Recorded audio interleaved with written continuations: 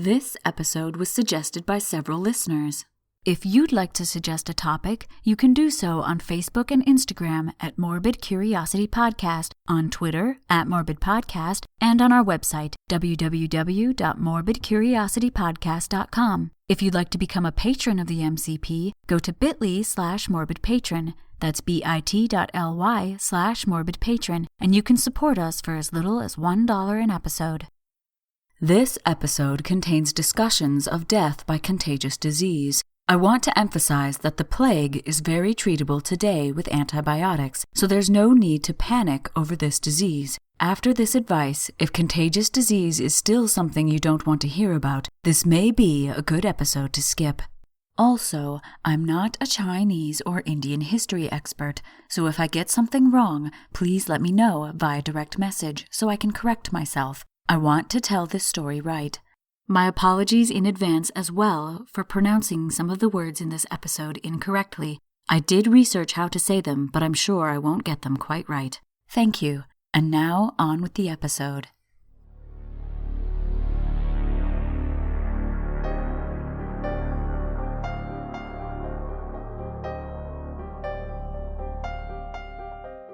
Humans are fascinated by gore and violence, but even more so, the mysterious and unsolved.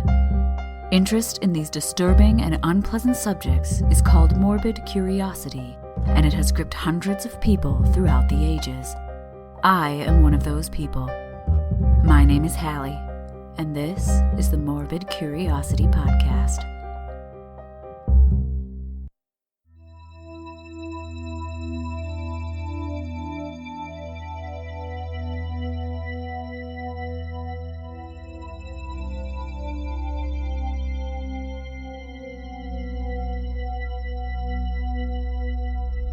In the two previous parts of this episode, we covered what the plague is, the first Great Plague pandemic, also known as the Plague of Justinian, and the second Great Plague pandemic, also called the Black Death. In summary, the plague is caused by the bacterium Yersinia pestis, which is spread through flea bites. It's usually a zoonotic disease of rodents, but under certain conditions it can be passed to humans when the fleas switch hosts. The two most common forms of the plague are the bubonic and pneumonic plague. Bubonic plague causes the formation of buboes, lymph nodes swollen with pus near the location of the flea bite. In pneumonic plague, the bacteria move into the lungs, and in this form, it can be spread from person to person through coughing. In all forms of the plague, symptoms appear quickly, and without treatment, death can occur within a week of symptoms appearing. The Plague of Justinian in the 6th century CE may have been one of the first pandemics of the plague, as the symptoms reported by contemporary writers closely match those of bubonic and pneumonic plague. Around 1/3 of the population living around the Mediterranean Sea perished in this pandemic. This first pandemic ended in 750 CE. The second Great Plague pandemic kicked off with the Black Death in 1347 to 1352 CE. The Black Death affected most of Europe and the Middle East, killing between 1/4 and 1/2 of the population. Again, the symptoms matched those of bubonic and pneumonic plague, and Yersinia pestis DNA has been recovered from mass graves marked as plague pits. However, it's not known if the plague was the sole cause of this pandemic, as it spread more quickly than modern strains of the disease. The health of the general population and the environment in which they lived may have been a factor in this quick spread, but it's not known for sure. Both of these plague pandemics began with an initial explosion of the disease and were followed by many recurrent outbreaks over several hundred years. The last epidemic of the plague, considered to be part of the second pandemic, occurred in France in 1720 CE. There wasn't another large plague pandemic until 1855, when suddenly it erupted in Yunnan province, China. That year was the 5th year of the Xianfeng Emperor's rule. He was 24 and fighting back several rebellions at once, in addition to dealing with more and more aggressive trade tactics from both the British and the French. Much of China was war-torn, thanks to the Taiping Rebellion, one of the bloodiest wars in human history, which grew into total war in China. This was a war of religion as well as an attempt to overthrow the Qing dynasty. Two other wars were also raging in 1855. The Nian Rebellion, which had vague goals but caused heavy devastation and loss of life, and the Miao Rebellion, in which the ethnic group the Miao in southwest China grew fed up with ethnic tensions and poverty. As for the continuing tensions with Britain and France, the First Opium War had been lost by the Qing dynasty in August of 1842 with the signing of the Treaty of Nanking, and a second Opium War was brewing. Both Britain and France sought to expand their influence and free trading rights in China, while the Qing dynasty struggled to maintain power and keep the harmful and addictive opium out of the country. There were also environmental disasters to contend with. Flooding of the Yellow River in 1851 and 1855 caused famine as well as deaths in northern China. From 1855 to 1859, there were also several massive locust swarms, mostly around the Henan province in central China. These swarms were likely caused by the droughts that were occurring there, and they caused heavy damage to the agriculture that was left. If all of this sounds familiar, it is. This pattern of war and environmental change preceded both the Plague of Justinian and the Black Death. As we talked about in Part 1, the plague moves to human populations only if its usual rodent hosts die off in close proximity to humans. Environmental changes, such as floods, can cause rodent populations to move from their usual habitat to one with plentiful food, such as around human settlements. And since war displaces humans and causes damage to their homes and crops, these human settlements were not well sealed against rodents, nor as cleanly as they would usually be. Therefore, when the rodents living among the humans died, the fleas which carried the bacterium jumped to humans, infecting them with the plague. This mode of transmission was not yet known in 1855. However, medicine had come a long way since the Black Death. Microscopes were invented in the 1600s, and for the first time, scientists could see the tiny microbes that had previously been invisible to them. In the late 1600s, it was noted that putrefying material hosted more of these microbes, or animalcules as they were called at the time. In 1658, Athanasius Kircher, a Jesuit priest, published his work Scrutinium Pestis, or Examination of the Plague, and stated correctly that the disease was caused by microbes, although what he described was more likely red or white blood cells rather than Yersinia pestis bacteria. The field of bacteriology was close to branching out from microbiology. In the late 1800s, a botanist named Ferdinand Cohen described several bacteria and began the first taxonomic classifications for bacteria. Famous microbiologists Louis Pasteur and Robert Koch, who were contemporaries of Cohen, expanded this field by leaps and bounds. Pasteur disproved the theory of spontaneous generation, an obsolete theory that supposed that life spontaneously erupted from non-living matter. For example, a sack of grain spontaneously generating mice. Pasteur used his discovery of bacteria to design methods for food preservation, what we now call pasteurization, as well as create vaccines against several diseases. Koch proved that specific diseases were caused by specific pathogens, which later became known as the germ theory of disease. The 1880s saw the development of the process of vaccination, where the human body is exposed to dead viruses and bacteria in order to develop antibodies which will more easily defend the body when it's infected by live versions of the same bacteria and viruses. This grants immunity against those pathogens and has since saved millions of lives. In 1897, a vaccine for the plague was created, which we'll get to later. In 1855, these discoveries were close at hand, but had not yet happened. The plague had been endemic to parts of China for centuries, but as I mentioned in Part 2, it hadn't been a huge problem, as the outbreaks had remained quite small. But when copper was discovered in the Yunnan province, more and more people emigrated to the area in order to work the mines, pushing the population to around 7 million. The first reference to a plague-like disease comes from the memoir of a Russian hunter from 1856, who reported that a sickness that had spread amongst tarbagans, a type of marmot, had moved to humans, and that these rodents should be avoided at all costs. Many smaller outbreaks began to occur. These were soon exacerbated when violence broke out between Han Chinese and Huyi Muslim miners. The destruction attracted more rodents, spreading the disease even further. It reached the coast, traveling with returning rebels and miners, and then traveled all over China with those that joined the Taiping Rebellion. The north of China was mainly affected by the pneumonic form of the plague, while the south was hit harder by the bubonic plague. It's theorized that there were two different sources of infection as well. The northern epidemic was thought to be due to the infected tarbagans, while the southern epidemic was possibly due to rat fleas. However, it's hard to say exactly where the disease came from, although it was known to be endemic to the area of what is now known as Mongolia. The plague reached pandemic proportions in 1894, when it spread to and lingered in the city of Canton, now known as Guangzhou, a port city northwest of Hong Kong. Between May and October, over 20,000 people succumbed to the disease. Due to daily water traffic, the plague soon spread to Hong Kong. The area of the city that was hit hardest was Shangwan, a densely populated area near the main docks. There was no running water in this area, no proper drainage, and no official toilets. Houses were also not well built or sealed against rodents. In 2 months, the plague killed around 100,000 people. After that, it faded sharply, but small outbreaks remained a problem until 1929.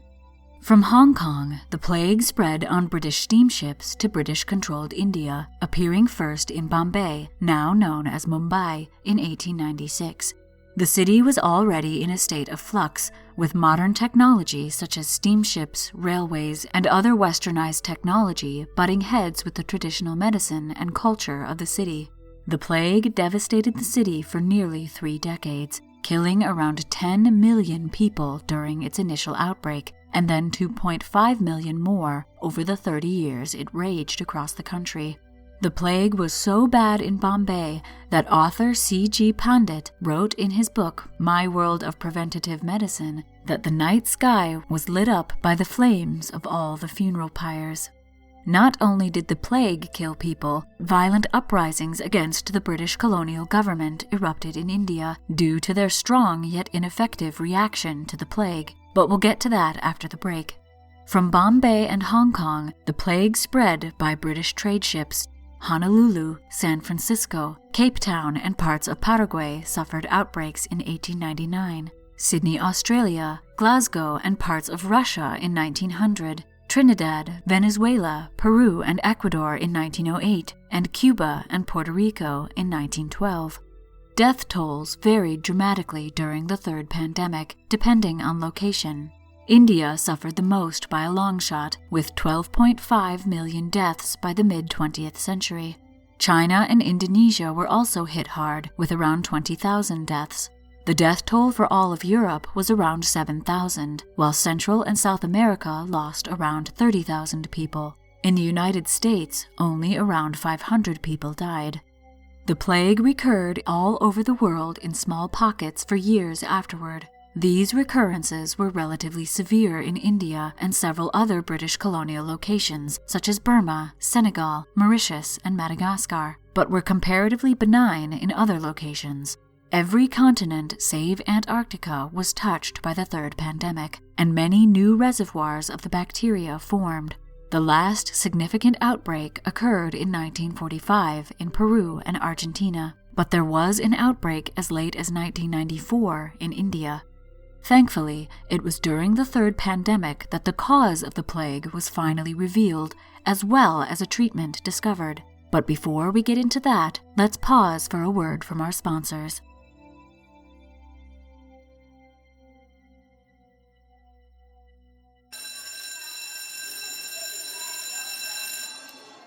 Hello everyone. Let me tell you about the Apple for the Teacher podcast. I'm Anna Thomas, a teacher and your host. So you're probably thinking it's about reading, writing and arithmetic, right? Well, think again. It's a fresh take on true crime, where you wouldn't expect to find true crime. In schools. Yes, schools. You will hear tragic stories about murder, abduction, school bus hijack, student disappearance, suicide, kidnap and ransom, a school camp tragedy, the list goes on. So if you're looking for something a little different in the true crime genre, then Apple for the Teacher is for you. So join me as I present the bad apples. But until then, remember to be a good apple.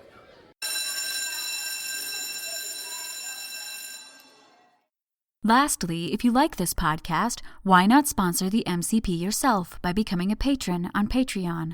Over 30,000 people download this podcast every month, but only around 90 people are supporting us on Patreon. For a mere $1 an episode, that's $2 a month, you can get ad-free episodes, bonus behind-the-scenes info, give your opinion by answering polls, help choose episodes, and get updates on past episodes. For $3 an episode, you get monthly outtake reels. For $5, you get a monthly quiz episode where I quiz my husband on past episodes. For $10, you get a detailed bibliography of all the resources I used while researching each topic. And for $20, you get a bit of miscellaneous morbidity, a short essay on a random morbid topic every month. Previously, we've reviewed horror video games, discussed the medicine of Westeros, and the plague pits of London. All of these rewards aside, your patronage supports the podcast and keeps new episodes coming. I can't keep doing this podcast without you, so go to bit.ly/morbidpatron, that's bit.ly/morbidpatron, to choose your rewards and support the MCP. You'll have my eternal gratitude. And now, back to the podcast.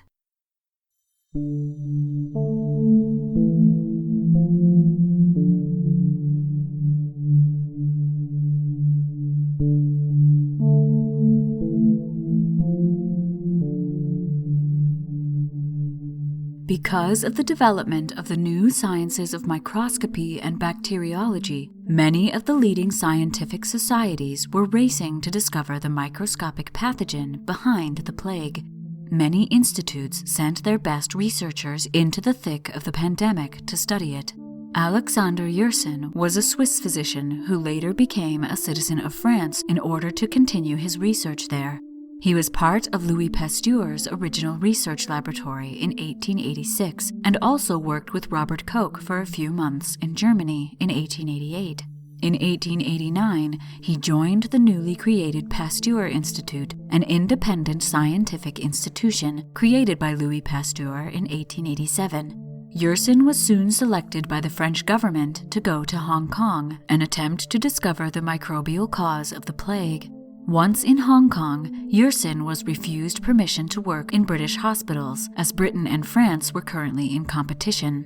Therefore, he set up his own laboratory in what has been described as a hut. In this small lab, using a microscope, he discovered the rod-shaped bacterium that later bore his name, Yersinia pestis.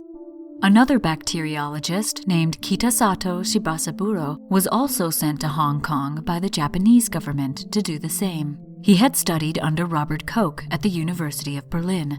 While he did discover the bacterium, his samples became contaminated, and therefore his published work on the bacteria came off as vague. Both men discovered the pathogen around the same time, so at first it was called the Kitasato-Yersin bacteria. But as Yersin's paper gave a more detailed description, and he later made the connection that rodents seemed to have the disease as well, he was eventually given most of the credit. However, the rat flea vector of transmission was not fully revealed until another member of the Pasteur Institute, Paul-Louis Simon, documented the effect of Yersinia pestis on fleas and how they transmitted the bacteria to rats and then humans. He made this discovery while in Karachi, Pakistan in 1898, whilst trying to test an anti-plague serum, which proved unsuccessful. His findings were not initially accepted by the medical community, and it wasn't until 1907 that they were confirmed as scientific fact. As I mentioned earlier, there was an attempt to create a plague vaccine. Russian bacteriologist Valdemar Havkin, another member of the Pasteur Institute, was sent to Bombay in 1896 to develop the vaccine. Working in a corridor of Grant Medical College, he developed the vaccine and then tested it on himself. It was further tested on volunteers from Baikala jail. Most of those that had been inoculated survived when the epidemic hit the jail. The vaccine seemed to provide a modicum of protection from the bubonic plague. However, it did nothing against the pneumonic plague. It also had some rather nasty side effects, such as malaise, headache, fever, swollen lymph nodes, and inflammation and hardening at the injection site. At the time, some protection was seen as better than none, so the vaccine was distributed all over India. By 1900, over 4 million people were inoculated with the vaccine. Despite all these breakthroughs, there was still no effective treatment for the disease. Much of the public and policymakers still believed it was a contagious disease passed from person to person, or that rat droppings carried the bacteria. Even miasma theory made a reappearance, with people thinking that the bodies of the dead were giving off noxious fumes. The old preventative measures were used, such as fleeing the outbreak and burning the bodies and clothing of the dead. In 1897, the first International Sanitary Conference was held in Venice to deal with the threat of the plague. Public health specialists from all over the world met to discuss what should be done. The result was an International Infectious Disease Commission to supervise quarantine rules and a system of diplomatic notices for infected ports. In 1907, the Office International de Hygiène Publique, or OIHP, was formed, which was a predecessor for the 1920 creation of the League of Nations Health Organization.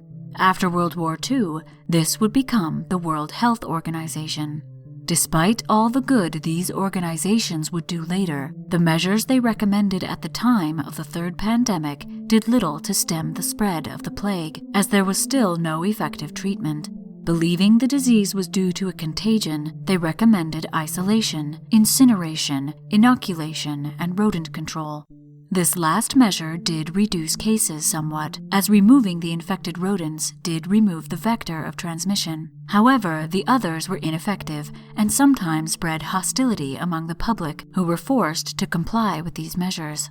In Hong Kong, these sanitation methods were employed soon after they were recommended. Sanitation itself was a new concept, and as people thought the plague was a contagious disease, they thought cleaning and isolation would put a stop to its spread.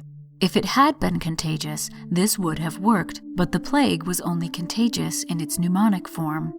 Plague hospitals were set up, and medical staff were deployed from these hospitals to find and isolate patients. They often went house to house in search of the sick, and when they found them, the sick were removed and brought to the hospital. The house was then cleaned and disinfected. Cemeteries were set up specifically for those that died of the plague, and specific people were assigned to transport and bury the dead. Again, this would have been a good strategy had the plague been contagious. Also, while it looks good on paper, no thought was given to the public reaction to these measures. Family members hid their sick to avoid them being taken away. Many lower-class people were forced to stop working, driving their businesses into the ground. The mass graves also went against the cultural tradition of honoring the dead individually.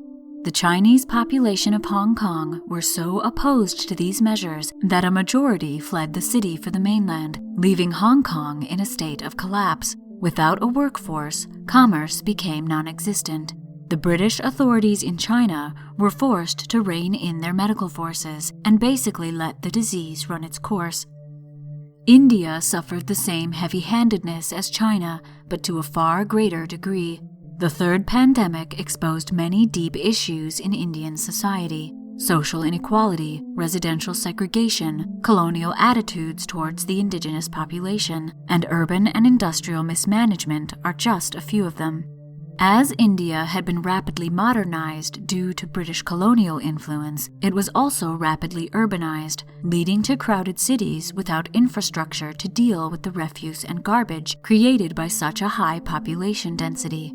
Many families lived together in small tenements, sometimes not far from more industrial buildings. The railway system brought people back and forth from the country to the city, but also brought disease back and forth. Before 1920, India would lose between 10 and 12 million people to the plague, mostly from the Bombay area. That's around 95% of all the plague deaths during the third pandemic. It's thought that not just the black rat, but the Indian gerbil also carried the plague, therefore it was able to sustain itself longer and spread wider between these two rodent populations. It's also thought that the high rate of malnutrition among the populations of India aided in the virulence of the disease. Malnutrition has been shown to weaken human cell tissue, making it harder to fight back against pathogens. How much this affects the virulence of the plague is unknown, but it likely contributed. The higher classes, both European and Indian, suffered less, but not by much. The hardest hit community were those that sold grain or kept warehouses of grain. Grain was a huge trade item in Bombay and is also a food source for rodents.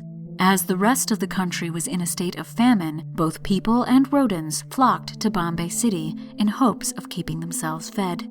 All of these issues combined to make the city a perfect setting for a massive plague pandemic. The British Indian government responded to the problem without consulting Indian medical practitioners and did not educate themselves on Indian culture in order to avoid being offensive. They were also very heavy-handed in enforcing the measures without trying to explain them to the general public. The Indian reaction to these measures was understandably but unfortunately violent. They too hid their sick in order to avoid having their family members taken away, their homes invaded and sometimes burned, and the forced shutting down of their businesses.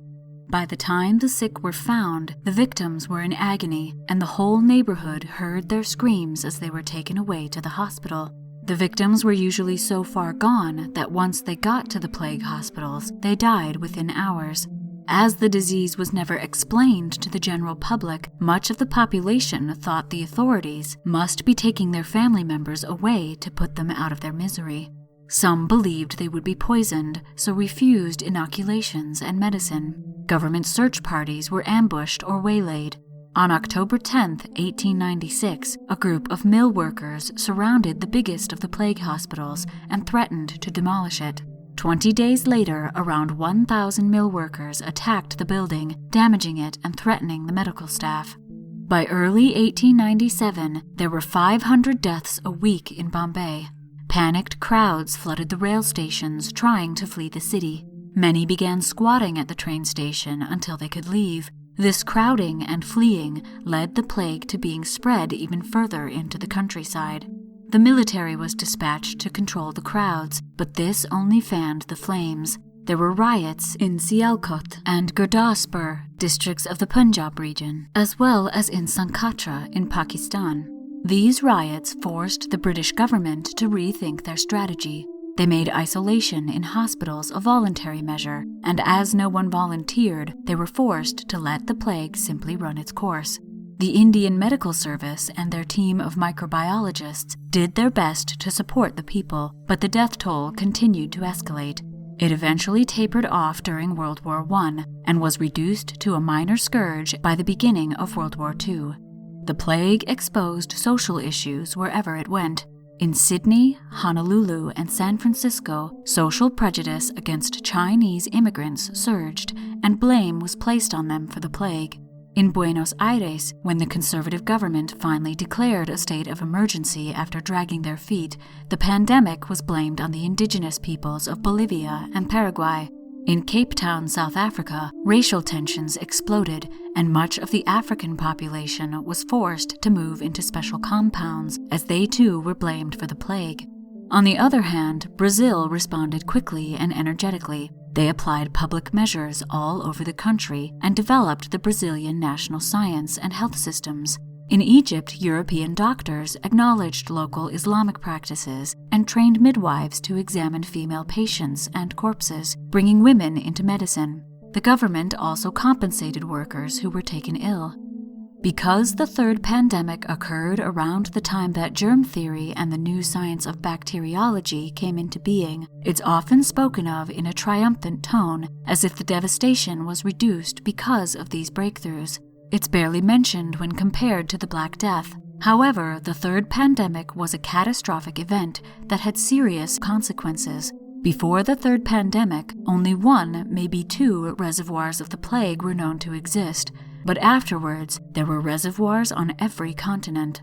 It also exposed a lot of underlying issues with colonialism, racial prejudice, modernization, and urban, social, and environmental systems.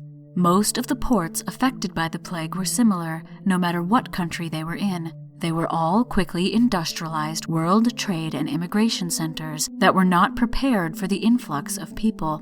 Time was not made for infrastructure and public health systems or education about germ theory once it was established. This made for a complex relationship between health officials, politicians, and the general public as they dealt with the pandemic. The battle between politics and medicine still rages today, with glaring differences in public health equality. Politicians must weigh medical risks against political and sometimes ideological imperatives, which make for very complicated policy decisions, which are sometimes made without the public's best interest at heart. This has created a health division between the upper and lower classes that has become quite staggering today, but that is a topic for another podcast. With the advent of antibiotics like streptomycin and penicillin during World War II, humans were finally armed with something that could defeat the plague. Insecticides such as DDT was also invented, and while it had many horrible effects on the environment that are still an issue today, it did eliminate the fleas that carry the plague. While treatable today, the plague is still omnipresent in some parts of the world, and minor outbreaks and individual cases have occurred as recently as last year. Thanks to modern medicine and technology, it is thankfully rare. As with any other epidemic, panic is never the answer. Plentiful research on both the disease and the population it's affecting, and measured, calm action is required to treat and stop the spread in its tracks.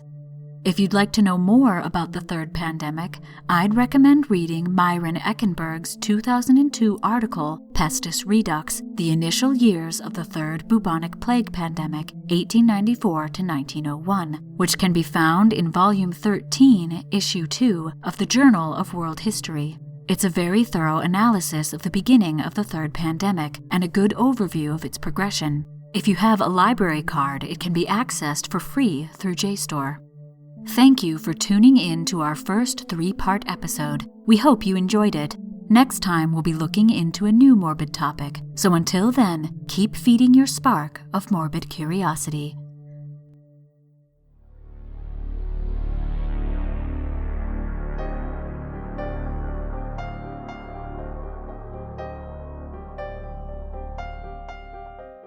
The Morbid Curiosity podcast was produced by H. Lloyd. If you'd like to get in touch or suggest a morbid topic for me to talk about, you can tweet the show @Morbid Podcast or find us on Facebook and Instagram @Morbid Curiosity Podcast. If you like the show, please share us on social media. And please give us a rating on iTunes. Your shares and ratings help us reach new listeners and expand this wonderfully creepy community. Thank you to everyone who commented, suggested topics, shared MCP posts, liked or followed the MCP on Facebook, Twitter, and Instagram, and gave us ratings on iTunes. People like Richard, Adam, Susan, Abigail, Stony Baloney, Jen McSpooney, the Death by Champagne podcast, and Jesse Karma. Keith, Gordon, and Kimberly all have my eternal gratitude for becoming patrons. Thank you so much. Because of you, the listeners, our creepy community is growing, especially on Facebook, so head over there to engage with other listeners, discuss episodes and news articles, and share your own creepy stories and cute pet pictures. The MCP is part of a wider creepy community known as the Belfry Podcast Network. Check out the other shows on the Belfry Network at www.thebelfry.rip. As I said before, if you really like the MCP, please consider becoming a patron on Patreon. You can also give one-time donations by going to our website, www.morbidcuriositypodcast.com, and clicking the donate button. On our website, you can also find links to all our social media and sponsors, and other ways to contact us. If you'd rather contact us by mail, this address is also listed on the website. Another way to help the show is by going to our Amazon wish list at bit.ly/morbidwishlist. Any purchases from this list are greatly appreciated. We are eternally grateful for your support. My name is Hallie, and until next time, thanks for listening.